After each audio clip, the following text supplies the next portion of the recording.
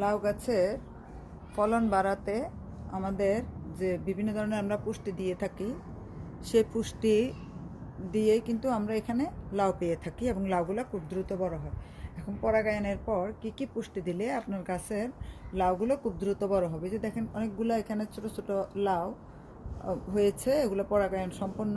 একদিন আগে পরাগায়ন করিয়েছি আমি হাত দিয়ে, যদিও বাগানে মৌমাছি আছে, তারপর হাত দিয়ে আবার করিয়ে দিয়েছি যেন লাউগুলো নষ্ট না হয়।